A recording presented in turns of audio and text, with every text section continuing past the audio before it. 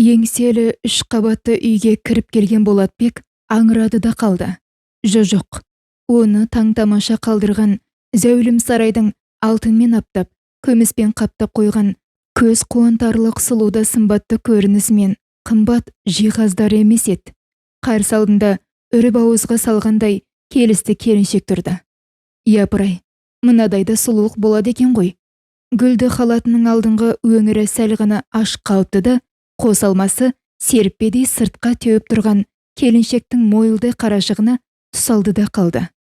Тұла бойында бір мін болсашы, аққудың көгілдіріндей келіншек бейтаныс жігіттің ұрланада сұқтана қарағанына қымсынған да жоқ. Қайта қарай түс, тіміскелене түс дегендей, әнтек жымиып, тостағандай көздерін төңкеріп, сүйкімін арттыра түсті. Ол не үшін келдіңіз деп сұрамады да, тап қазір өзінің осы бір ерке болмысты тұрысының үстіне бөтен еркек кіріп келетінін күткендей, екі көзі боталап Болатбекке қиыла қарады. Болатбек не үшін келгенін айта алмай тұтықтады да қалды. Сізге мынаны Бәсекең беріп жіберді, деді әлден соң есін зорға жинаған Болатбек не үшін келгені есіне түсіп. Келіншек сыңғырлап кеп күлді. Күлкісі күміс қоңыраудың сыңғырындай жүрек қытықтайды екен. Сіз Талқанбайдың жаңа шопырысыз ғой, деді райы шырайы келіскен келіншек оның тұла бойын тінтіп қарап шығып. Ие, жаңағыны қоңырау соқты, қолыңыздағыны мына жерге қоя салыңыз. Ие, тауаға жіберді, деді Болатбек сөзін қайта пысықтап. Ол келіншектің күйеуін неге Талқанбай деп тұқыртып атап тұрғанын түсінген жоқ. Жұмыста ғой, бастықты барлығы да тауаға деп атап алдында құрақ ұшады. Сонда келіншегі оны неге Талқанбай деп тұр? Менің есімім Ақылгек, әжем қойған, деп әдемі келіншек қолын ұсынды. Ып-ыстықта ұлпадай жұмсақ сүйріктей саусақтар жүргізуші жігітті майдай еретті. Болатбек қолын тартып ала алмай, ұзағырақ бөгелді. Ақылгек ақ маржандай тістері жарқырап ақтарыла күлді. Олар осылай танысқан еді. Содан бері Болатбек бастығының Ақылгектің де айтқанын екетпейді. Көбіне іс сапарды тығыз таяу жұмыстармен қауырты жүретін бастығының қызын балалар бақшасына апарып келу мойнында.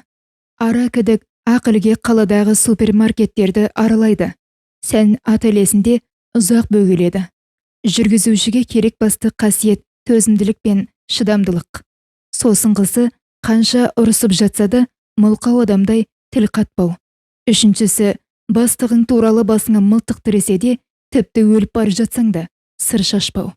Міне, осыларға шыдасаң, бастығыңның да, оның отбасы мүшелерінің де ойабын тауып, сенімінен шықтым дей бер. Болатбек мұның алдында да бір мықтының көлігі жүргізушісі болған. Тәжірибесі толық, тіс қаққан жігіт. Бастыққа ұнаудың, сеніміне кірудің жөн-жосығын бір кісі де біледі. Болатбектің бұрынғы бастығымен танысуы да, қоштасуы да қызық. Онда Болатбек қоғамдық көлік жүргізетін, таңертең ерте тұрып кеш жатады. Белгілі бағыттағы автобуспен қаланы таңғы сағат 6-дан түнгі 10-ға дейін айналады да жүреді. Жұмысы ауыр болғанымен табысы тәуір. Оған тәжірибелі жүргізуші ретінде басшылары үнемі жаңа автобус береді. Құрмет сыйы, қомақтылау қаржысы бар жұмыстан кім қашады? Оның құтты орыннан қозғалысы да жоқ еді. Бір күні ойламаған жерден алдынан джип автокөлігі шыға келді. Болатбек тежегішті басып үлгермеді. Екі көлік соғысып, дүние төңкеріліп жүре берді. Салон толы жолаушылар олардай шулап қоя берген. Бір есін жиғанда, ол дәрігердің алдында отыр екен. Кінәлі джип жүргізушісі еді. Рөлде арыстай болып, Ақылбектің өзі отырыпты. Сол күні ол жолдас жорандармен мейрамханалардың бірінде бөгеліп қалады да, жүргізушісін үйіне қайтарып жібереді. Мейрамханада қанша уақыт отырды, қаншама ішімдік ішті. Бұл арасы бұлыңғыр, әйтеуір Болатбек оның теңселіп тұрып, тепсініп, жер жебіріне жеткенін еміс-еміс біледі. Қалай дегенде де аққа құдай жақ. Жол көлік апатының қалай болғанын көргендер бар, жолаушылар бар. Ақылбектің рөлге ие бола алмай, көлігімен автобусқа өзі келіп соқтығысқанын бұлтартпас дәлелдермен мойнына қойып берді. Бірақ Ақылбек алдырмайтынды, шалдырмайтынды жуан ортаның жолбарысы болып шықты. Не керек? Ол өзінде Болатбекті де тығырықтан алып шықты. Оған себеп Болатбектің бір сөзділігі. Ол ішкі істер басқармасының тергеушілері, анықтаушылары алдында да, сот отырысында да кінәлі менмін деп тұрып алды. Жоғарыдағылар үшін бір кісінің апат салдарынан о дүниеге аттанып, бір келіншектің түсік тастап, 2-3 адамның қол-аяғы сынғаны бұйым болыпты ма? Ақылбек судан таза, сүттен ақ болып шыға келді. Дегенмен өзі мәрт жігіт екен. Сөзінде тұрды. Болатбекті темір торда көп телміртпей суырып алды. Автобусынан айырылған, жұмысынан қуылған Болатбекті сындарлы сәтте сыр бермеген үшін ұнатып ақ қалыпты. Көп кешікпей өзіне жүргізуші етіп жұмысқа қабылдады. Ақылбек ойға да шапқылады, қырға да шапқылады. Неше түрлі қылмыста жасады. Саудасы да жүрді, саунасы да қызды. Болатбек сол бұралаң бұлтарысты бұқпан тайлы тайғанақ жолдардың бірінің де жымын білдірмей, жібін ілдірмей, өткелдерден тазада аман өткізіп отырды. Бірде Ақылбек тау баурайындағы саяжайында биліктегі дүмді орындарда отырған дос жарандарымен үлкен мереке ұйымдастырды. Кілең, ығай мен сығай мынадай оңашылықты аңсап қалған ба, көз байланғанша ішіп жеді. Қалағандарынша көсіліп бақты, ойнақта салды. Олардың әрқайсының жанында бір-бір сылқым сұлу бар еді. Не болғанын өзі біледі. Бастығы 2 күлім көзді бірге ала келіпті. Саяжайда қонып қалатын болған соң, 2 сылқымның бірін кері қайтаруға шешім қабылдапты. Болатбек, деді бастығы, оны қасына шақырып алып, мына қарындасты үйіне жеткізіп сал. Байқа, бір тал шашы түсетін болса, менен жақсылық күтпе. О не дегеніңіз Басеке? Бұлайшыға Гүлбанудың ызадан әлде қызғаныштан тызақтап келе жатқан аңғарды. Өйткені Басекең мұны емес, оны таңдады ғой. Ішіне от түскен Гүлбану ұятты жиып қойып, мұның мойнына асыла кеткен. Ішіп алғанымен бұл бой жеткен аса ажарлы еді. Ажарлы адамның да аузынан албатты сөз шығады екен-ау. Жол-жөнекей оның айтпағаны жоқ. Әсіресе Ақылбектің жанында қалып кеткен құрбысы жөнінде аузынан келгенін ақтарды. Салдақы, кәззап, албасты деген теңеулер Болатбектің сөз қорынан баяғыда өшіп қалған екен. Тұла бойы тітіркенді. Бір рет кездейсоқ көлік апатын жасап, жүрегі шайлығып қалған Болатбек иығына асылып, рөлге жармасқан Гүлбанудан әбден ығыр болды. Бәлдене қарап, бұлдана сөйлеп келген Гүлбанудың үйінің тұсына жеткенде және бір қылық көрсетті. Міне қарындас, үйіңізге де жеттіңіз, деген Болатбек ойында ештеңе жоқ. Гүлбану көліктен түсе қоймады. Тіпті түсі ойына да келметіндей. Кенет ол жүргізушінің мойнына асыла кетті. Болатбектің мойны жыбырлағандай болды. Сөйтсе, Гүлбану оны мойнынан сүйіп жатыр екен. Жігіт қыздың құшағынан зорға босады. Пәтеріме дейін шығарып салмайсың ба? Дейді үздігіп. Әне, тиіп тұр ғой. Сіз ішке кіріп кеткенше кетпейм. Сыртыңыздан бақылап тұрам, деді Болатбек азарда безер болып. Жігіт емес екенсің, шығарып салуды да білмейсің. Гүлбану темекі тұтатты. Қорықпаңыз, жеп қоймаймын. Үйге түсіңіз. Олар саяжайда сайран салып жатқанда, біз немене, сыбағадан құр алақан қаламыз ба? Болсаңшы енді, өкінбейсің, деді Гүлбану мұның қолынан тартып. Шошақай қыздың шолжаң қылығынан мезі болып келген шопыр мына арсыздықты естіп, бойын тартып алды. Жоқ, деп тартынды. Ішкі бұрауы мықты бастықтың көлігі жүргізушісі. Кешіріңіз, мен асығыс едім. Уақытта бір талай болып қалды. Үйде отбасым күтіп отыр. Сенің отбасың бар екен ғой. Қалай есіме түспеген? Деп күлді Гүлбану. Болатбек тосылып қалды.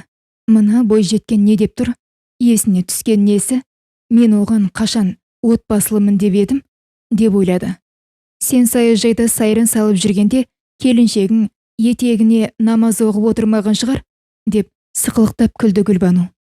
Болатбек тіксініп қалды. Сен оған тіл тигізуші болма. Ол сен сияқтылардан емес, деп тарс кетті Болатбек. Сонда кім сияқтылардан? Білеміз ғой, әйел атаулыны. Әсіресе сен сияқты күні түн бастығының қасынан жетім қозы сияқты жалбақтап қалмайтын жүргізуші сымақтардың келіншектері екі көзі төрт болып босқа жата қоймас. Сондықтан бүгін оны ұмыта тұр. Мен саған әдемі түн сыйлаймын, деді аярланып. Болатбектің қаны басына шапты.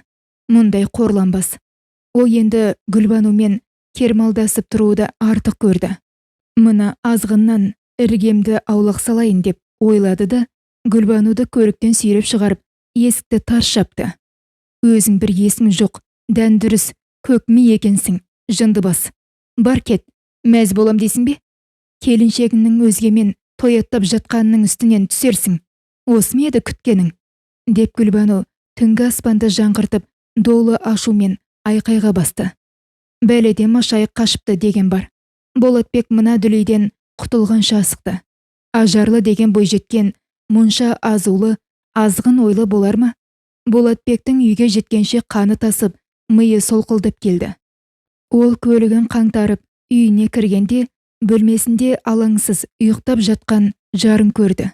Балаларының бетінен сүйіп, сүйіктісінің жанына келіп жантайды. Келдің бе? Деп Зағипа бері бұрылып жатты. Болатбек көпке дейін дөңбекшіп ұйықтай алмады. Арада 2-3 күн өткенде сыртта жігіттермен темекі шегіп тұрған Болатбекті бастығы шұғыл шақыртты. Тағы бір жерге жұмсайтын болды ғой деп, темекі тұқылын күл-қоқыс салатын жәшікке тастай салып, алып ұшып жеткен мұны Ақылбек ақиланып, елірме, ожар мінезбен қарсы алды. Болатбек оның тап осылай жарылқалы тұрған, сыздауықтай сызданып тұрғанын алғаш көруі. Көздері шапыраштанып, сөздері қотыраштанып тұр. Қолдары безгек киген адамдыкіндей дір-дір етеді. Болатбек дүлей дауылдың қай тұстан соққанын долбарлай алмады. Не жазып қойдым дегендей Ақылбекке аңтарыла қарады. Ей, сасық теке, Гүлбануда не әкеңнің құны бар, ә? Қатын құмар болсаң, саған басқа ел құрып қалды ма? Неге тиісесің оған? Деп ұрып жіберердей тап-тап берген бастығына не деп жауап берерін білмей тосылды. Не істеп қойыппын оған? Деп Болатбек ашына сұрақ қойды әлден соң. Қонақ үйге түсейік, мен бол депсің ғой. Болатбек аяр адамның өз есесіне келгенде аянбайтынын білуші еді.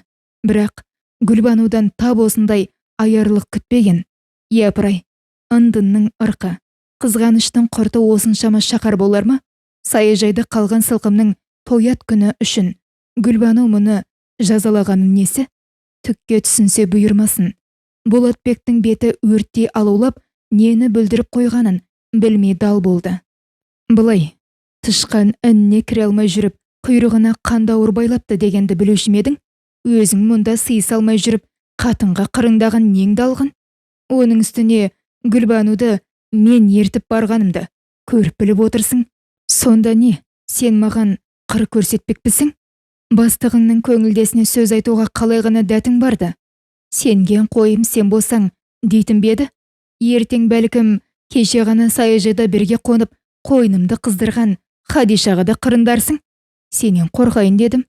Боқшаңды жинады, қараңды батыр, деді.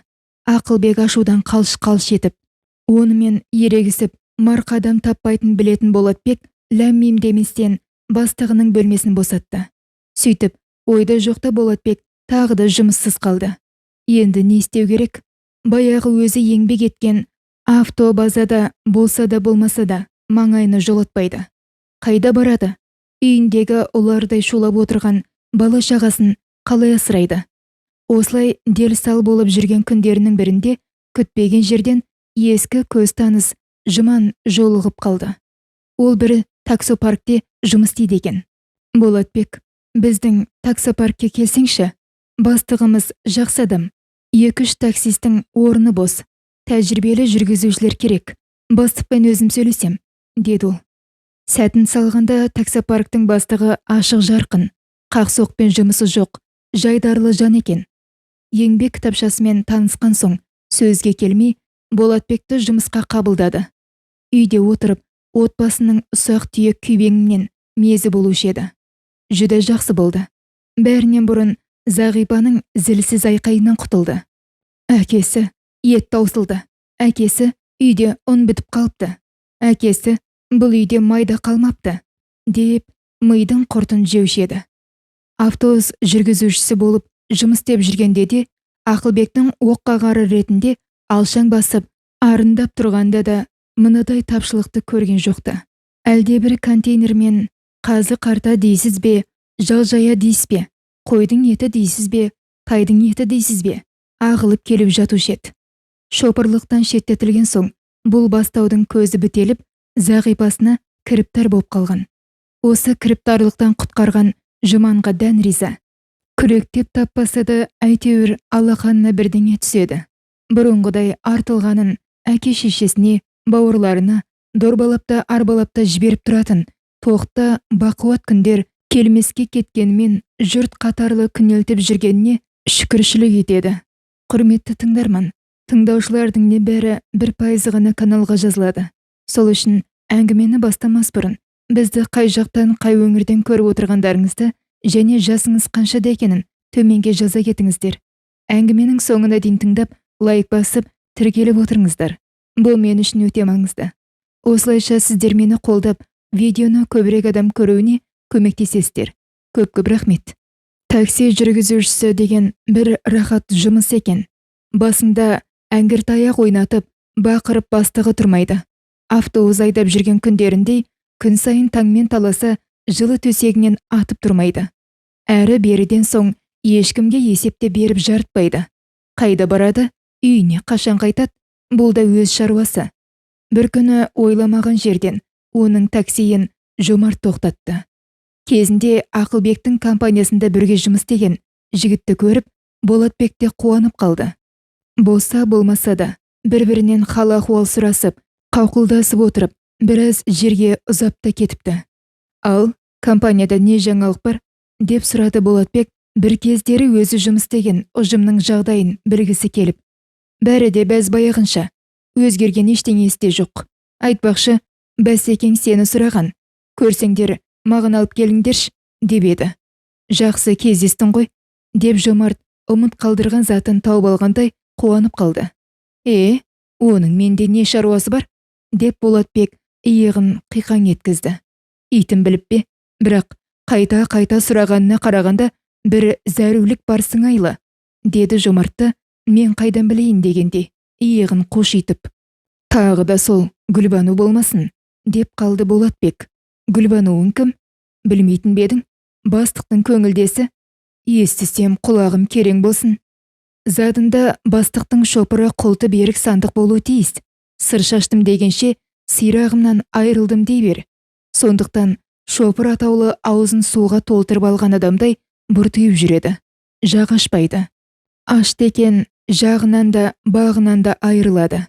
Бұл Болатбектің көкірегінде көмулі жатқан құпия сыр болатын. Ақылбектен кеткеннен соң ба, әлде ескі жараның беті қайта ашылған соң ба, Болатбек абайсызда жасырын сырды ақтарып қалды. Алайда Болатбек бұрынғы бастығынан есе қайтарғысы жоқ еді. Қыртты езген жеңет, езгенді құдайдан безген жеңет деседі ғой. Ақылбек сияқтыларды сүріндірем деген ой оның басына үш ұйықтаса да келмеген.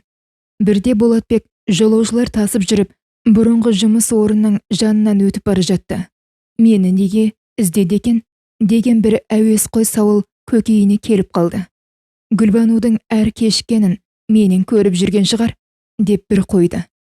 Көйлегімді шешіп алып қоймас, не де болса барып көрермін, деген бір ой оны ширықтырды. Себепсізден себепсіз қорқақ не ұры атанбайын, төбемнен тастап жіберер тасы болса, оны да көріп алдым, деп батылданды. Өйткені ол өзінің адалдығына сенді. Ақылбек оны арада ештеңе болмағандай сыпайы сырбаз қабылдады. Хатшысына қоңырау соғып, 2 шыны кофе алдырды.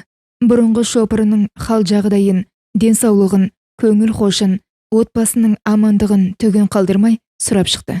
Шүкір, бәрі де жақсы, деп қысқа қайырды Болатбек. Менің не үшін шақырғанымды білесің бе? Деп Ақылбек төбеден түскендей күтпеген жерден сұрақ қойды. Қайдан білейін? Деп Болатбек 2 алақан жайды. Бірақ іші қылп ете қалған еді. Сенен кешірім сұрағалы шақырдым, дегенде Болатбектің аң-таң қалғаны соншалық аузы ашылып қалды. Рас айтам, менен бір ағаттық өтті. Кешір мені. Ақылбек кінәлі адамдай-ақ алдында шынында тұнжырап отыр. Болатбек не айтарын білмей қипақтады. Анау-мынау емес, білдей бір компанияның пілдей бастығы кешірім сұрап отыр ғой.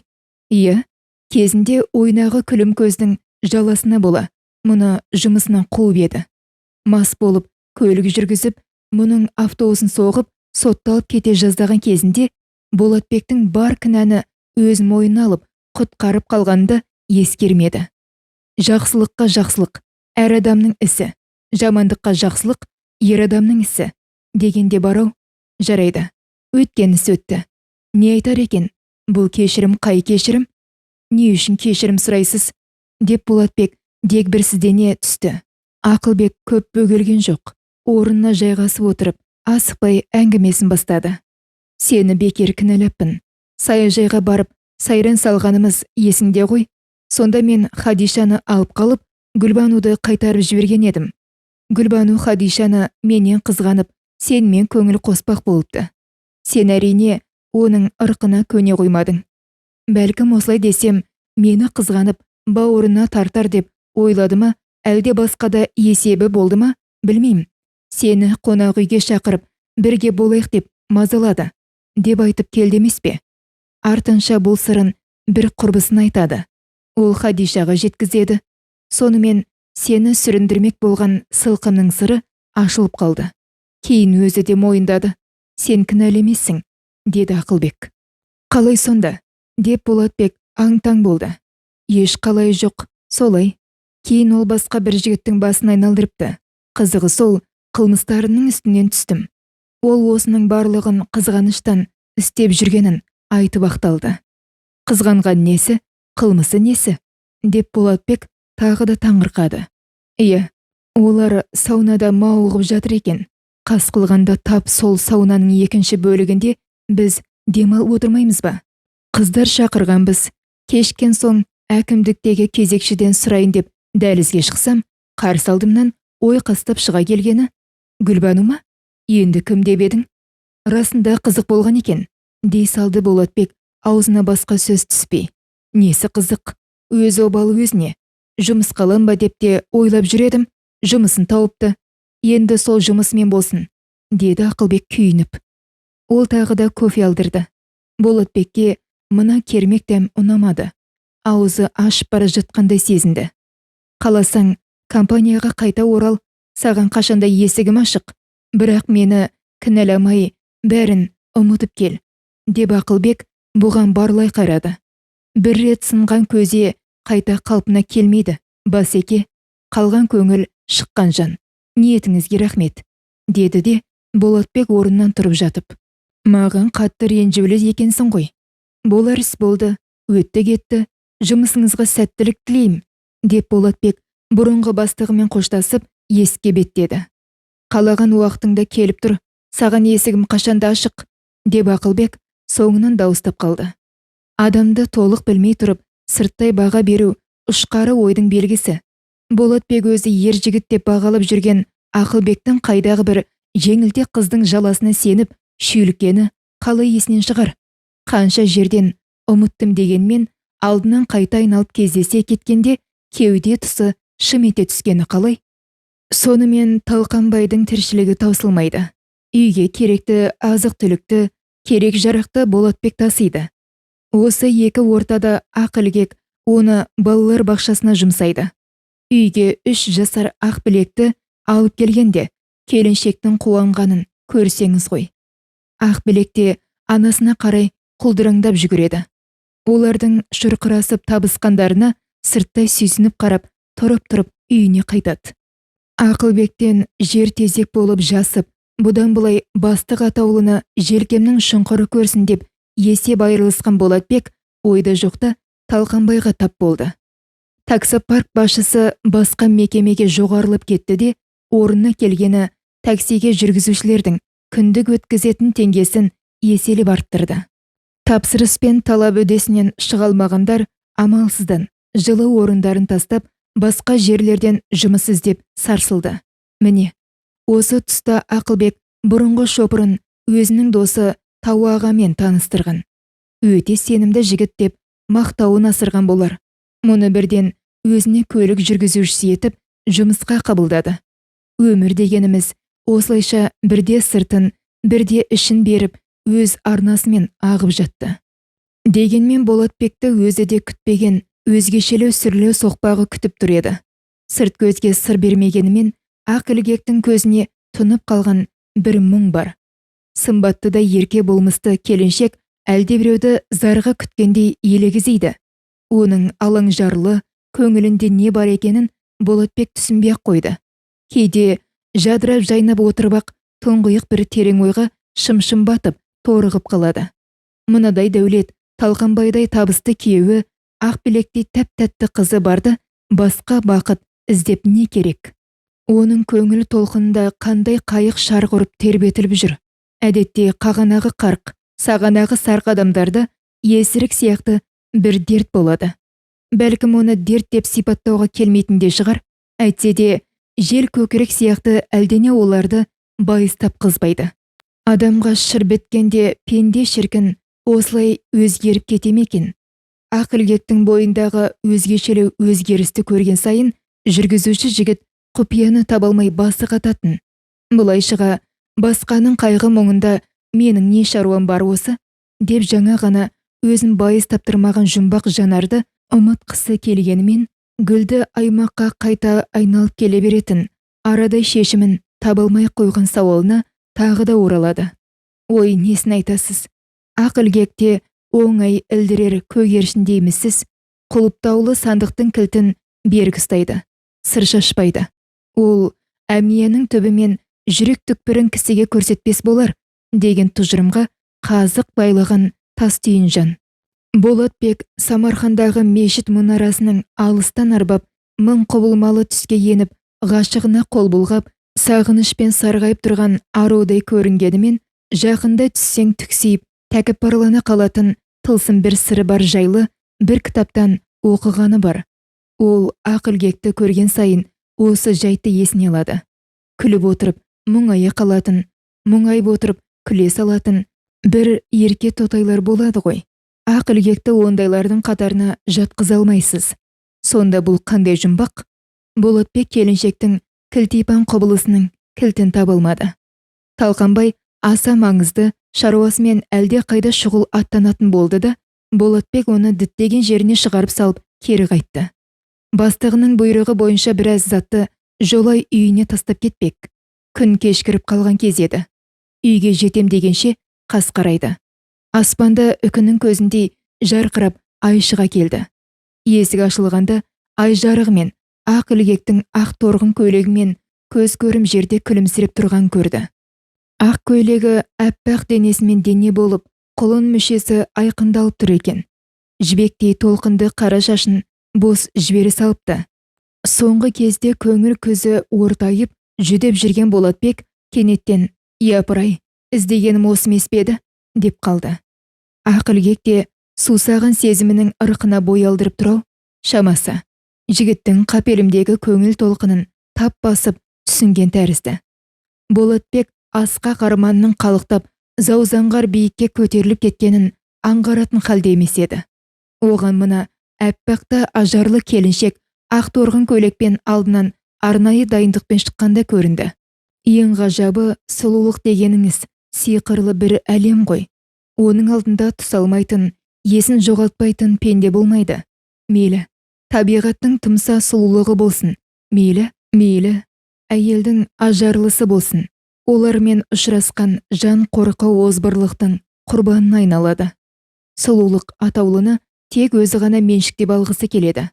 Осындай бір лап етпес сезім Болатбектің де бойында бұлқынып жатты. Тіпті есі шығып кеткен соншама, ол адамгершілік, имандылық, сабырлылық деген ізгі қасиеттердің барын ұмытты. Осылай көңіл күн шуағына шомылып, өзімен өзі болып тұрғанда Ақылбек «Сәлеметсіз бе? Осылай тұра бересіз бе?» деп сыңғыр еттіп күлген. Ол ұйқысынан шошып оянғандай селк етті. Болатбек Зағирамен сүйісіп қосылды. Бүгінде сол махаббаттарының жемісіндей 2-3 қара домалағы құлдыраңдап шауып жүр. Қандай әзәзіл еліктірсе де, аяғымды қия баспайым деп, сүп-сүйкімді келіншегіне де, өзіне де уәде бергені бар. Сонда бұл қайдан бас көтерген желкемді желік, зағирасы барды, ақ махаббаты бар Болатбек Дон Жуан сияқты жігітшілік жасаймын деп әсте ойламайтын. Оның үстіне тауағадай бастығының келіншегіне көз сұғын қадау қандай айуандық десеңші. Болатбек жеп кетерлер жырағатынан емес. Сондықтан лап ете қалған жалында өшіріп, қияс ойдан бойын аулақ салғысы келді. Ол бастығы беріп жіберген артық заттарын ақылге көрсеткен бөлмеге тас бітті де, тезірек шығып кетуге тырысты. «Бір шыны шай ішіп кетпейсіз бе?» деді келіншек. Кенет тіл бітіп, еске қарай беттеген Болатбекке. «Жоқ, рахмет, үйде қожайын бар кезде жайғасып отырып, бәлкім 10 кесе шай ішермін». Бәлесіне өзінің. Ақылгек оны қоштағандай күлімсіреп, басын шұлғып қойды. Талқынбайдың түгесіліп бітпейтін шаруасы көбейді де, көпке дейін кідірістей берді. Ақ білекті бақшасына жеткізіп салу, алып қайту, анасын айтқан жерлеріне апару, компанияның басқа да тіршілігі бар, уақыт өз ағыммен сырқып өтіп жатты. Ол күн сайын қожайынның үйіне кемінде 2-3 рет келіп кетеді. Неге екені белгісіз. Алдынан керім аралдай керіліп, ақылгек шыға келгенде, тұла бойы бір ысып бір суып, жүрегі атқақтап соғады. Құрысын, сұлулық дегенде сиқырлы қақпан ғой. Қандауырға ілігіп қалып жүрмейін деп, ішінен сақтық ойлай бастады. Осыдан соң көрікті келіншекке көз салмауға бекінді. Бірақ ол қанша қашқақтағанымен, жігіттің ішкі сырын бәлекей келіншек сезіп біліп тұрған сияқтанады. «Болатбек аға, сауалыма жауап берсеңші, немене, саңырау болып қалғанбысыз?» дейді зілсіз күліп. Жүргізушінің меңіреу болғысы келіп, өзін зорға тежеп жүргенін жайнан көз келіншек біледі. «Әй, білмеуі мүмкін емес», біледі. Көңіл шиша, көз тараз емес пе? Сол шишадан іште бұғып жатқан адамдықта, надандықта көрінбейді деймісіз? Асауаттай ала қашқан алапат сезім серпілісіне құрық салғысы келіп, өзімен өзі арпалысқанымен, іштегі бір дүлей күш ырыққа бағынбайды. Кейде адамның жер көрік көкірегі бой бермей аласыратыны бар ғой. Болатбек кірнесіз көңілін сарқып, болдыр байлам жетегіне еріксіз ілеседі. Сезім мастығы соқыр әрі саңлау. Оның құрығына бір іліксең, құрдымға кетуін ғажап емес. Қалай дегенде де, ақылгек мұның келетін кезін күтіп отыратын сияқтанады. Сараң сөйлесіп, сырт айналып, қашқақтап тұрғанымен, Болатбекті көргенде-ақ жүзіне алау жүгіріп, еріксіз жымың ете қалады. Осылай ол қанша бүркемелегісі келгенімен қуанғанын сездіріп алады. Ол Болатбек кетерде сыртынан жәудірей қарап, көзмен ұзатып салады. Өзі де бір еліктей ойнап тұрады. Еркелігі де басым. Хас шебердің қолынан шыққандай құлын мүсінін айтсаңшы. Оған қандай киім болса да қона кетеді. Кейде спорт киіммен жүретіні бар. Шіркін-ай, суретші болсам, оның осы бір мінсіз мүсінін салар едім-ау, деп кез келген адам қиялдайтынына бас тіге алады. Ақылгек қашанда асып саспайды. Қақпа ашылған соң, бір шетке ығысып, кіріп келе жатқан көлікке қарап тұрады. Оның осы тұрысына қараудың өзі бір ғанибет. Түп-түзуде жұп-жұмыр аяқ, тоқ балтыр арасынан саңылау таппайсыз. Көріктей көтеріліп, басылып тұратын қос алмасына қарауға көз ұялады. Кейде халатын асығыстау киіп, алдынан жүгіріп шығатыны бар. Мұндайда тоқ балтыры ақ сазандай жарқ ете қалғанда көз қарықтырады. Болатбектің сұлу суретке сұқтанып, ұзақ қарағысық келеді. Әдеп деген тосқауыл оны үнемі тұсаулап тастайды. Керім келіншекке бір рет қарағанның өзі жетіп жатыр. Бойы балбырап, жан дүниесі жадырап, көңіл кептері қалықтап шыға келеді. Осы бір санаулы секундтардың өзі санаулы өміріне сәуле шашады. Ол жүрегін әлдейлеген сезімнің ырғағында жүріп, өзіне тапсырылған тірлікті үнсіз атқарады. Ақылгек әлденені сұрамаса, өздігінен ләм-мим деп лепес шығармайды. Бір ауыз сөз. Осы бір ауыз сөзден ақ ол от тұтанып кететін біледі. Қаншама келіп кетіп жүріп, өздігінен бір ауыз сөз айтпаған Болатбек көңіл күмбезіне қоңырау ілген. Келіншектен көп нәрсе сұрағысы келгенімен батылы бармады. Әсіресе Керім келіншектің көзіндегі мұң оның жан дүниесін астан-кестен еткенімен мұның мәнісін сұраудың қисынын таппай-ақ қойды. Не деп сұрайды? Біреудің тағдырында қандай шаруасы бар? Менің мұңым сіздің арқаңызға аяздай батып жүрме? Одан да келіншегіңіздің көңілін табыңыз, деп тастаса ше? Ақылгек ондай бейуаз бетпақтардың қатарынан емес. Сонда да жүрегі дауаламай қойғаны. Қалай дегенде де заттың сынығын жамау оңай болғанымен, көңілдің сынығын жамай алмайсыз. Сондықтан Болатбек өзгенің көңіл ауанына жығылғысы келмеді. Иә, әркімнің басына пешенесінің шақтап жазған тағдыры бар. Оның бәріне араласып, қисығын түзеймін, құлағанын тұрғызам, жылағанын жұбатам, сүрінгенін сүйеймін дегенмен ғұмыр шіркін жетер ме? Әрі ойлап бері ойлап, Болатбек бұдан былай бастығының үйіне көп жоламауды жөн көрді. Иә, тәтті сезімге пәк көңілдің жауабы болмаған соң, босқа әуреленіп не керек? Соңғы кезде жүргізушінің қашқақтай бергенін Ақылгекте аңғарғандай ма? Қалай өзі? Оның санасында осы бір жүргізуші жігіттің шылауында кетіп жүрермін деген қарауыл үнемі қырағы күзетте тұратын. Қанша дегенмен бай бағланның жар емес пе? Күйеуі құлша жұмсап отырған әлдебіреуге сыр алдыра қояр ма? Әйтсе де осы бір қой аузынан шөп алмастай момында бұйығы жігітке бүйрегінің бұрып тұратын несі? Қанша жерден сыр алдырғысы келмегенімен шоқ шашқан жанарын қайда жасырады? Ол кіріп келгенде атқақтай жөнелетін жүрегінің дүрсілін қалай басады? Әдеттегідей ақ білекті бақшасынан әкеліп көліктен түсіргені сол. Қуыршақтай қыз анасына қарай құлдыраңдап жүгіре жөнелді. Ақылгек кіп-кішкентай қызын жерден көтеріп алып кеудесіне басты. Қызының екі бетінен алма-кезек шөпілдете сүйді. Осы бір елі жүремелі сәтке сүйсінген Болатбек, бақыттысың-ау, Ақылгек, деп қалды. Сізде айтасыз, қайдағы бақыт? Бағы жоқ басқа жаудыраған көз бітет, дауысы жоқ адамға саудыраған сөз бітет дегенді естімеп едіңіз? Бұл жаудыраған көз маған бақыт болып жарытып па? Үлдемен бүлдеге оранып отырғанды көріп, мені бір бақытты жан санайсыз-ау? Бұлақтың тұма бастауынан мөп-мөлдір су әкеле жатқан келіншек ойда жоқта сүрініп кетіп, шелегін ақтарып алатыны бар ғой. Мұндайда ол әлдебір қымбатынан айырылып қалғандай аһ ұрады. Ақылгек те осындай халде тұр еді. Ол өзінен басқа жан білмесе екен деген сырын қалай шашып алған білмей тілін тістеледі. Иә, бақытты санаймын.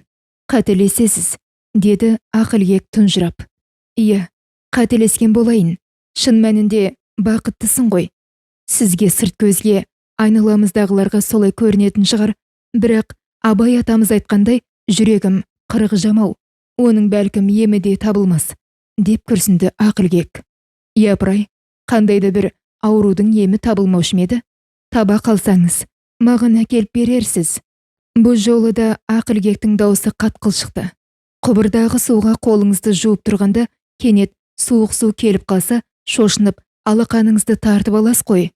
Үнемі сыпайылық шеңберінен шықпайтын үлпершектей келіншектің болмашы ғана қатқыл сөзіне Болатбектің іші қылп ете қалды.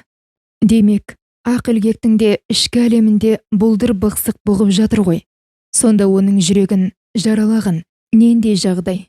Болатбек жанары жасаурап қалған келіншекті қазбалап, сұрақтың астына алғысы жоқты. Сондықтан сөзді созбалақтамай тезірек шығып кеткісі келді. Өйткені ол қашқан қоян жатқан қоянды ала кетет дегенді жақсы біледі.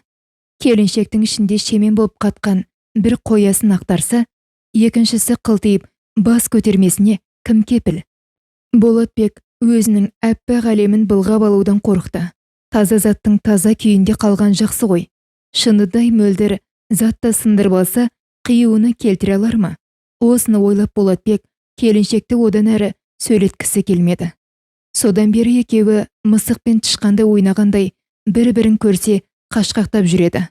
Әсіресе Ақылгек жүргізушінің келіп кеткенін елемеген болады. Әйтсе де Қапқа мөлшерінен тыс көп салса, жем ернеуінен асып төгілмей ме? Ақылгектің де ішіне жинаған сыры, бәлкім мұңы бір күні кемерінен асып төгілді. Онда да ойда жоқты. Болатбекпен оңашада аз-кем әңгімелесіп қалған. «Ағай», деді Ақылгек, бірде көлігіне қарай кетіп бара жатқан мұны кідіртіп. Болатбек не айтпақ екен деп оған жалт қараған. Ақылгектің түрі боп-боз еді. Ауырып қалмаса игі еді. «Иә, ағай», деді. Ақылгек тағы да бөгеліп. Аздан соң бойын жинап алды да: «Сізден бір нәрсе сұрайын деп едім», деді күмілжіп. Оның ыңғайсызданып тұрғаны айтпаса да белгілі еді. «Сұраңыз». «Ағай, сіздің сыр шашпайтыныңызды білем. Мұны екеуміз ғана білуіміз керек». Болатбектің іші бүріп өткендей болды. Ақылгек айтсам ба айтпасам ба дегендей ойланып тұрып қалды да, ішіндегі әлдебір күш сыртқа лықсытып шығарғандай батылданып: «Мен Талқанбай туралы сұрайын деп едім. Ол жайлы жөні түзу сөз естімегенім қашан. Құрбыларымнан естіп жатам. Соңғы күндері сұйық жүрістері тым көбейіп кеткен көрінеді. Компаниядағы бетінің қызылы бар қыздарды құр жібермейді екен ғой», деді қызарақтап. «Қой шырағым», деді Болатбек жұлып алғандай. О енді ересек адамдардай салмақты сөйлеуге тырысты. «Тауаға үлкен қызметтегі адам, ондай адамдарға көре алмайтындар күйе жаққыш келеді. Қайдағы біреулердің қаңғырған сөздеріне құлақ түріп қайтесің? Жел тұрмаса шөптің басы қимылдамайды ғой. Жел сөз, Тауағаның теріс қылығын көрсем көзім шықсын. Көре алмайтындар, іші тарлар, қызғаншақтар не демейді? Олардың сандырақ сөздеріне құлақ сала берсең, бір күні сені де жолдан тайдырады. Есіңді жи қарағым. Тауағаны ұжым түгел құрмет тұтады, бастарына көтереді. Қызметіне түзу келіп, түзу кетеді. Әй, біз тегі біреуді сыртынан қаралап жүрмесек, бойымызға ас батпайды. Қашан адам боламыз? Қызғаныштың қызыл етін босатып, айтақтап отырғаннан не ұтамыз? Ақылгек, ақылың бар адамсың. Мұндай қаңқу сөзге сенбе». «Иә, ағай, сенгім келмейді. Бірақ соңғы кездері осы сөз қамысқа тиген өрттей қаулап барады. Осы өрттің жалыны шарпымаса болғаны», деді. Ақылгек жүзін ала қашып: «Шарпымайды, қалқам, шарпымайды. Оған толық сенем», деді Болатбек күтпеген жерден айтылған күдік күмәнді тұншықтырғысы келіп. Бірақ ол өртті де, күдік күмәнді де тұншықтыра алмаған екен. Бықсып жатқан қолымта үрлей берсең шоққа айналады. Шоқ өрши келе жалыны бет қаратпайтын отқа айналады. Қанша жерден жасырып жабулағанмен Талқанбайдың донжуандық жігітшілігі жария бола бастаған еді. Оқ жарасы жазылады екен, тіл жарасы жазылмайтын көрінеді. Көп жұртқан жылан аяғын көрсетіп алады деседі ғой. Саяжайдан саяжай, саунадан сауна қалдырмаған Талқанбайдың теріс қақпай теріс жолы әшкереленіп те қалған еді. Қолы қалт етсе-ақ билік басындағы дос-жарандарымен, одан қалды сұлу келіншектермен әмпәй-жәмпәй болып жүрген ол талайды көрген зымияндығына бағып, абыройсыздығын қанша жерден жасырып жабуласа да, елдің аузына қақпақ бола алмады. Ауруды қанша жасырғанымен өлім әшкерелейді.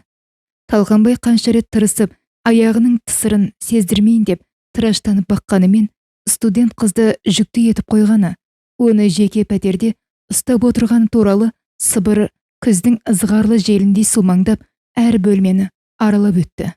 Күнді қолмен көлегейлеп тұра алмайсың. Қанша жерден қымтамақ болғанымен, оның сәулесі жалпақ әлемге нұр шашып, таңның атқанын сүйіншілеп жеткізіп тұрады. Шындықты солай. Шындық қашанды шыны сияқты өткір. Ол шипа болыпты дариды, дерт болыпты жабысады. Болатбектің пайымдауынша, шындық Ақылгекке дерт болып жабысқан тәрізді.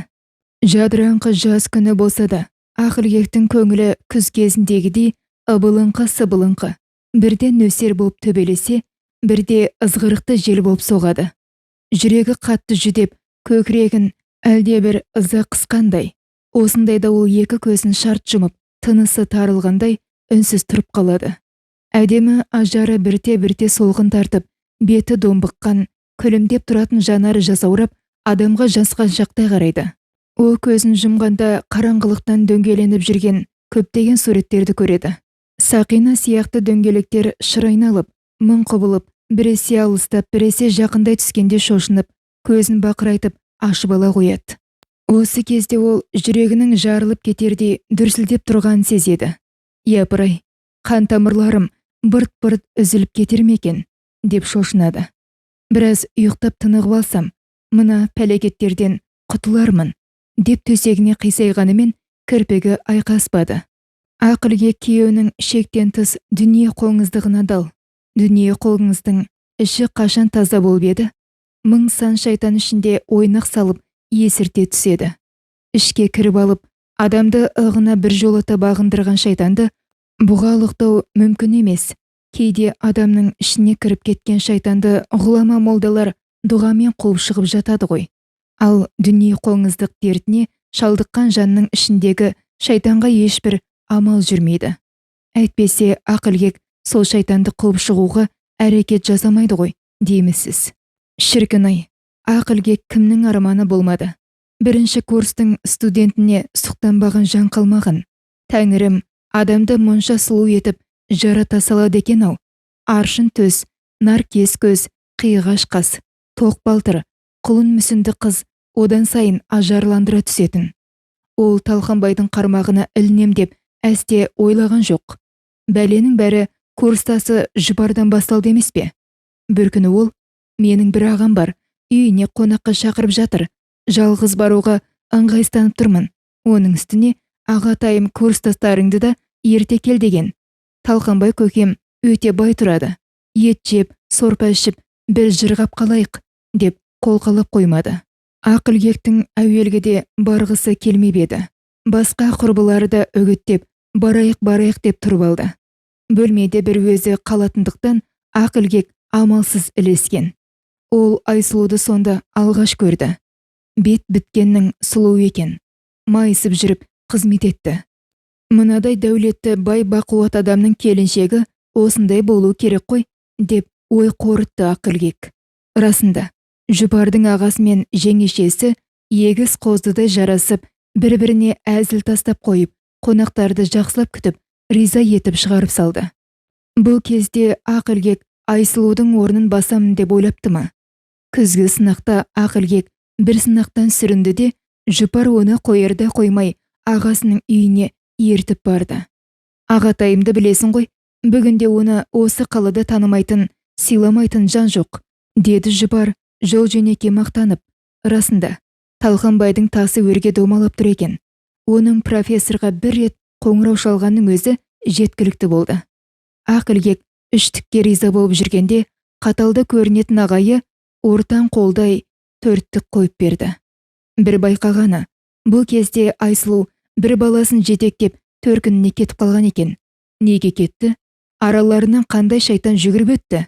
Бәлкім төркіндеп қайтатын шығар. Ақылгек бұл жағын қазбалап сұрамады. Қызға тән ибалық пен сыпайылық сақтады. Бірақ Жұпар мен Талқанбайдың үйіне 2-3 рет барғанда ұялы көздерімен, жылы сөздерімен баурап алған Айсұлуды көре алмады. Ерке қатын не істемейді, деп түсіндірді мұның мәнісін Жұпар құрбысы. Содан бастап Талқанбай Жұпарды үйіне шақыруды үдетті. Әр шақырғанда ақылгекті ала келсеш деп өтінетін. Екеуінің де сабағына да тамағына да көмектесіп жүрген соң одан пәлендей жамандық күтпеген болатын. Сөйтсе, бір бармағы бөгеулекен ғой.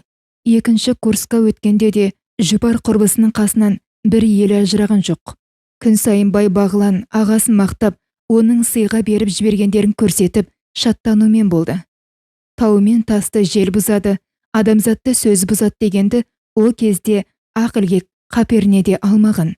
Қамқор ағатайының құрығына қалай түсіп қалғанын өзі де түсінбейді. Сол күнді қарғызатсын. Бұл ақылгектің соңғы кезде аузына бір түспейтін қаралы сөзі. Бәрі де Жұпардың туған күнін ағасының зәулім сарайында атап өтуінен басталды емес пе? Жұпар бүкіл курстастарын ағасының үйіне шақырды. Мынадай алтынмен аптап, күміспен күптеп қойған келісті үйді бұрын кім көрген? Курстастар, құрбы құрдастар кеңде келісті бөлмеде тартынбай ішіп жеді. Дастарханда құстың сүтіне басқасының барлығы бар еді. Мұндай бай дастарханды сирек көретін студенттер тартынуды ұмытты. Ақ ілгек өмірінде татып көрмеген шарапты алғаш рет сол түні ішті. Онда да құрбыларының «Жұпарды сыйламайсың ба?» деп зорлағандай болуынан соң, алғашқысында басы сәл айналғандай еді. Бірте-бірте жадырап, жүрегі сөйлеп тұрғандай күй кешті. Жұпарда жабысып, өлердегі сөзін айтып, жанынан шықпай қойды. «Менің қуанышыма ішпегенде қайда ішесің?» деп үсті-үстіне бастырмалатты. Тағдырдың ызалы мазағындай ақ ілгек ертесіне Талқанбайдың төсегінде оянды. Міне, содан бері осы үйдің отынымен кіріп, күлімен шығып келеді. Болатбек кейде ақ борықтай келіншекпен оңаша қалғанда Талқанбай туралы сұрағысы келгенімен, оның ретін табылмай жүрді. Талқанбайдың талтаңбай жүрісі жиілеп, ожар мінез көрсете бастаған бір күні ақ ілгек жүргізуші жігітке өзі ақтарылып еді. Мұндайлардың қармағы қапқыш келеді, бірақ жайқалып тұрған гүлді малғаны таптап өтпей ме? Деп ойлады Болатбек. «Енді не істемек ойың бар?» деп сұрады Болатбек, оның діттегені бар екенін білгісі келіп. «Білмеймін аға, екі оттың ортасында қалғандаймын. Кетіп-ақ қалайын десем, төркінімнен қаймығамын. Олардың ықыласынсыз күйеуге тиіп кеттім ғой». Болатбек келіншекті тығырықтан алып шығудың жолын таба алмай дал болды. Талқанбайдай күзірлі капиталистің отбасының тағдырына араласып, опа таппасын жақсы біледі. Ақ ілгекке ақыл айта алмай күмілжіген жері осы. Әйтсе де ол ақ ілгектің бір байламға келе алмай жүрген аңғарды. Ол қандай байлам? Өзегін өкініш өртеген ақ ілгек күйініш уытында жүріп әлденеге ұрынып қалса ше? Осыны ойлағанда жүргізуші жігіттің жүрегі жұлқынды. Іш қазандай қайнайды. Күресуге дәрмен жоқтың күйін кешті. Ымырт үйіріліп, көз байлана бастады. Кенет бір бүйірден ала құйын бұрқасын көтерілді де, артынша суырсын жүріп өтті.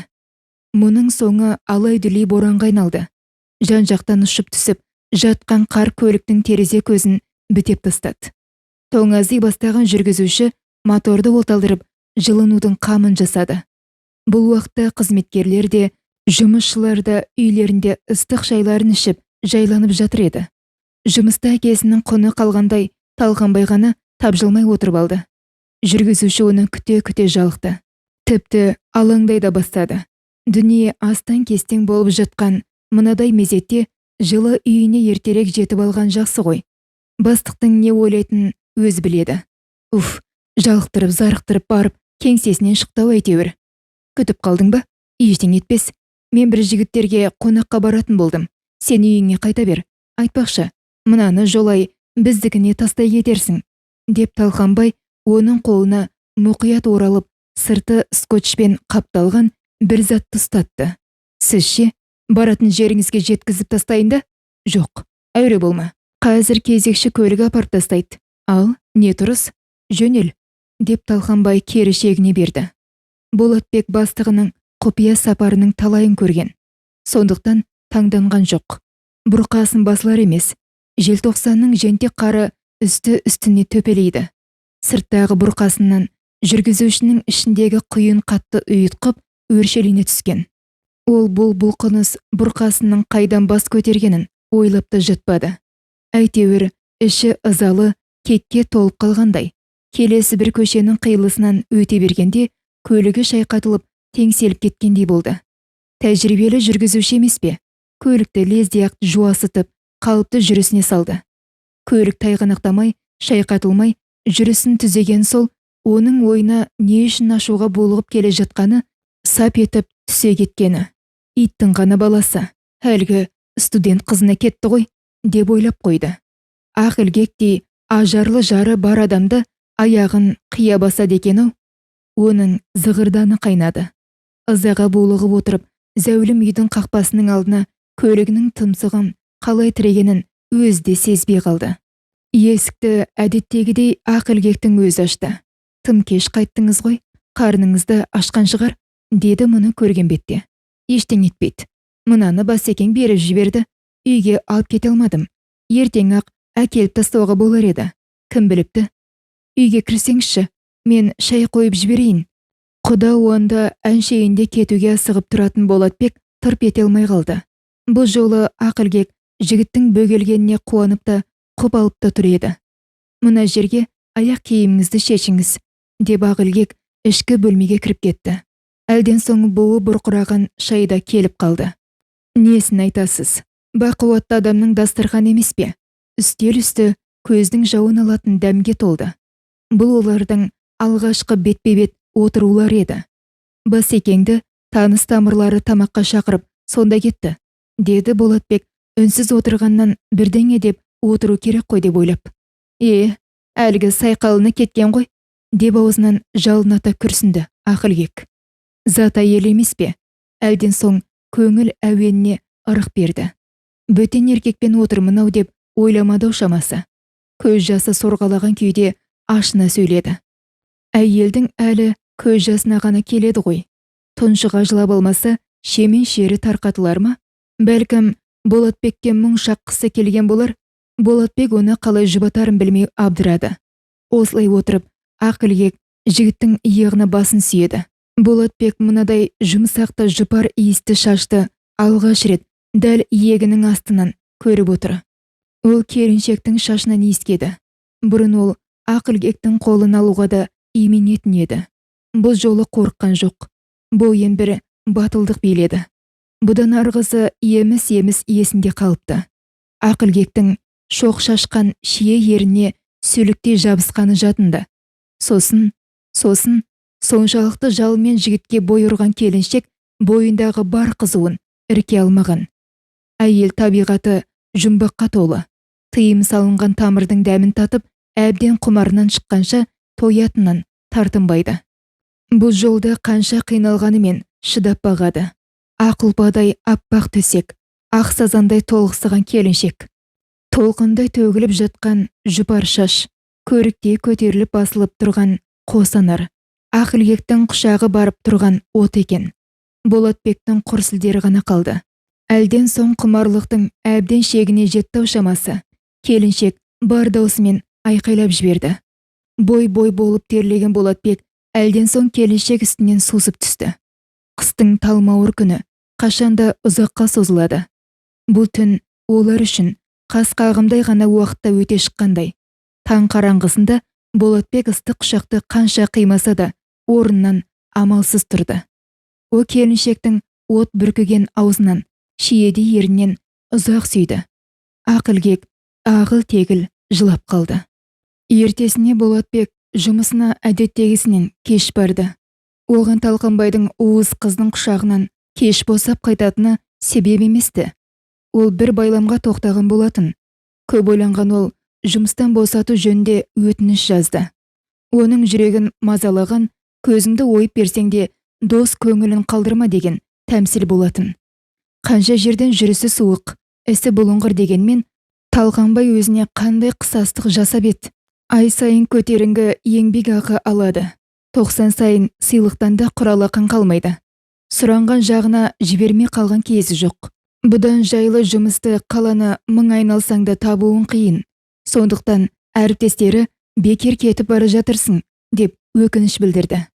Болатбек көлігін инженерге тапсырып, бухгалтериядан тиісті еңбек ақысын алды да ғимараттан суыт шығып кетті. Талқанбай оның жұмыстан суыт шығып кетуінің себебін түні бойы сарсылтып күттіріп қоюынан деп жорыды. Бұлайшыға иығынан ауыр жүк түскендей жеңілдеп қалды. О енді Ақылбектің есігін ешқашан бұрынғысынша еркін қаға алмайтынын ойлап қамықты. Іші удай ашыды. Әлден соң өзінің жылап келе жатқанын аузына түскен кермек дәмнен білді. Жігітте жылай ма екен? Әкесі көшеден жылап келгенде оған үнемі осылай деуші еді. Қалтасынан жалма-жан дәсүрәмалын алып көзін сүртті. Уақыт шіркінге тоқтам бар ма? Диірменнің тасындай зырайналып өте берген. Болатбек талай мекеменің есігін қаққанымен ыңғайлы жұмыс табылмады. Бүгінде бастық біткен, бәлекет болып барады. Сырт адамды оңайлықпен қабылдай да бермейді. Қабылдаған күнде жылы қабақ танытпайды. Мызғымас жартастай сазарып отырып алған бастықтардың талайын көрді. Үндерінде сұмдық салқындық бар. Осындай киіз көкірек, тұман кеуде жандарды кезіктіргенде Талқанбайға жасаған сатқындығы есіне түсіп, қыбы қанатын бір әдет тапты. Томсырайып отырған адамға өтініш айтып, опа таппайды екенсің. Ат айналып қазығын табат. Өзіне қолайлы жұмыс табыла қоймаған соң, Болатбек тағы да такси паркіне келген. Бір көнелеу көлік бұйырды. Жүруінен тұруы көп. Үнемі су жаңа көлік жүргізіп үйренген Болатбекке мұның өзі ауыр соқты. Басқа түссе, адам не істемейді. Ескі көлікті жөндей ол нағыз шебер болып шықты. Қай адамда да кәсіби дағды деген болады. Дәрігер адамды көрсе, науқас бекен деп ойлайды. Полиция кездейсоқ кезіккенге күдікпен қарайды. Оқытушы жастар көрсе, лекциясы есіне түседі. Ал таксист біткенге көшедегілердің барлығы да жолаушы сынды көрінеді. Болатбекте көше-көшемен жолаушы іздеп келе жатып, не такси шақырған қоңырауға құлақ түріп отырып, шіркін, алдымнан ақ ілгек жарқ етіп шыға келсе ғой, деп армандайды. Қас қылғанда көрікті келіншек сағымға сіңіп кеткендей кездеспей-ақ қойғаны.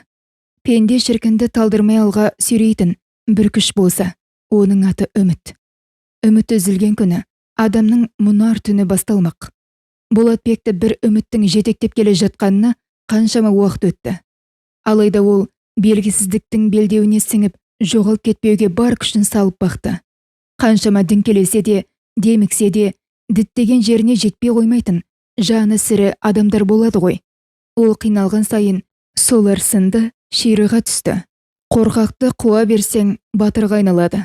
Бір күні Болатбектің бойына батылдық бітті.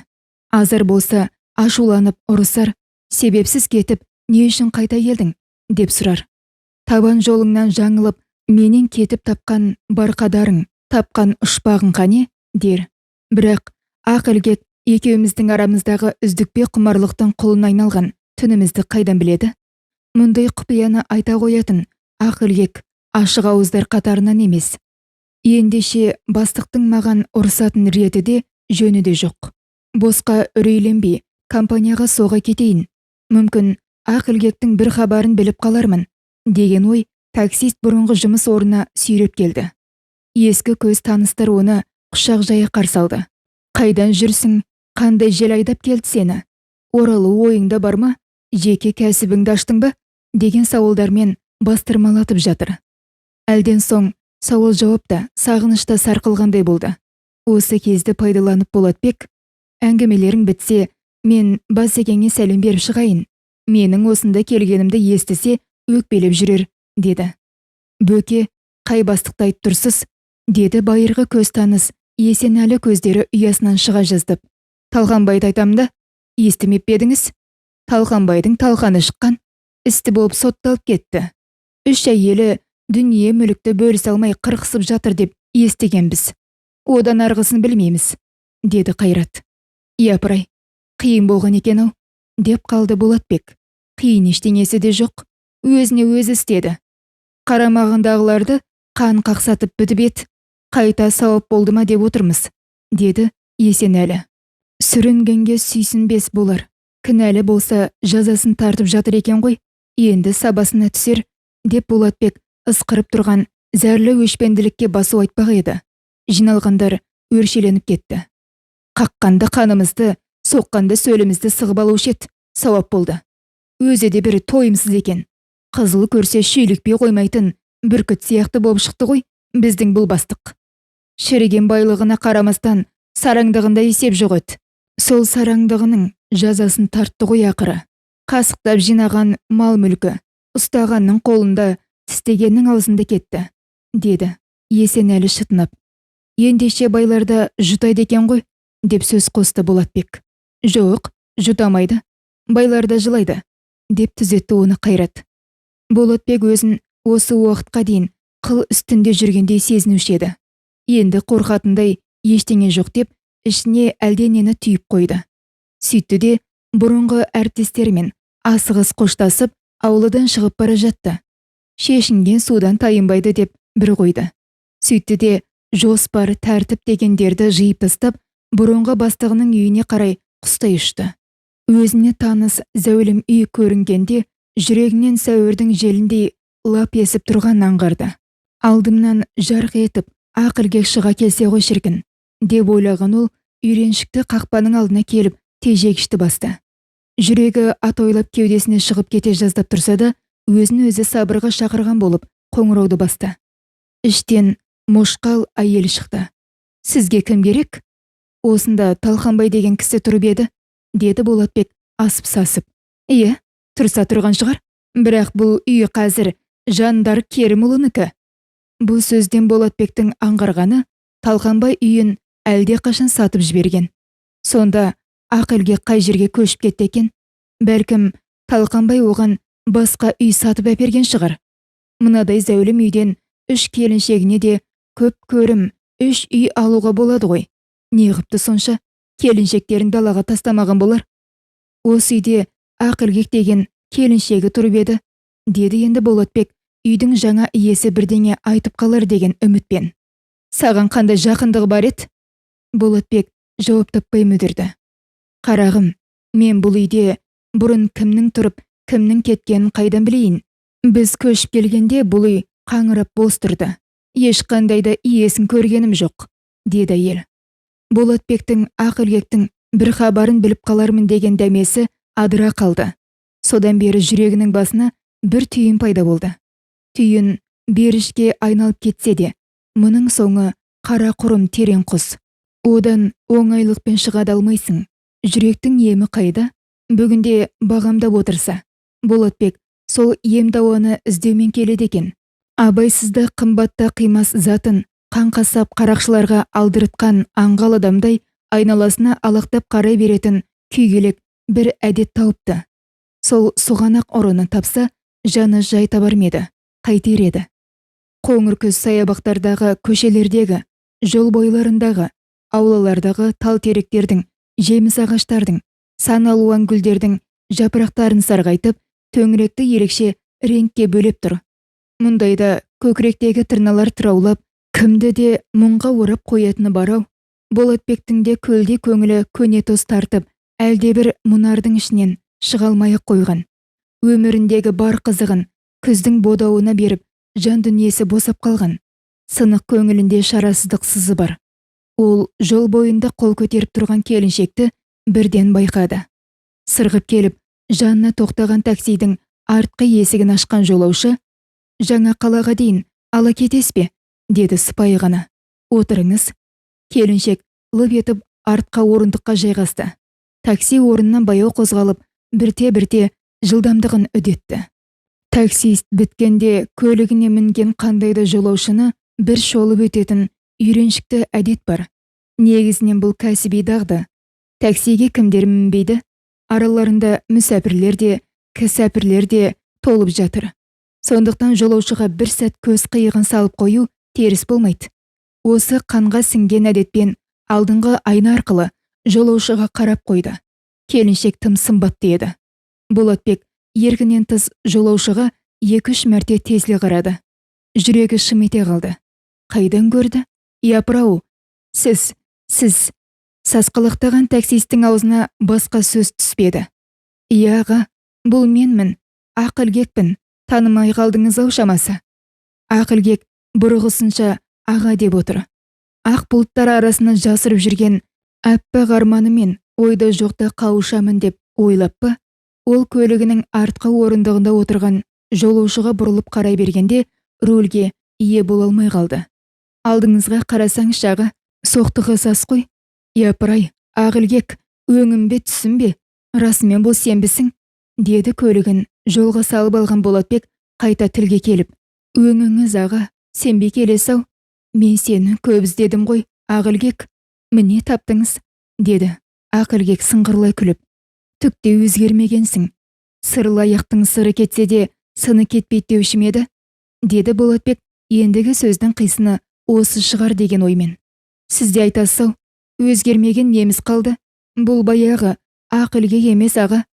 Отқа салы ерітсең де алтын сірә жез болмас, аяққа шылғау қылсаң да асыл жібек сөз болмас дегенді білуші едім. Асыл туған жансың ғой, қалқам. Қанша қиналсаң да, арада қанша жыл өтсе де, алтын күйіңде қаласың. Сенің бағаң қашанды жоғары ғой, әлі сол сұлуды сымбатты қалпың. Ұялтпаңыз шаға, Сіз ғана ғой солай ойлайтын. Ал басқалар сіз сияқты ойламайды. Болатбек көлігін жол жиегіне тоқтатты. Мен сені үйіңе іздеп бардым, деді Болатбек. Босқа әуре болғансыз. Талқанбай ол үйді сотталарының алдында сатып жіберген. Саған үй әперген шығар. Қайдағаға бүлінгеннен бүлдіргі алма дейді ғой. Бір сабақ жібінде алмадым. Содан өз күнімді өзім көрейін деп жұмыс іздедім. Тапқан шығарсың. Болатбектің ішіне мұз түсіп кеткенде болды.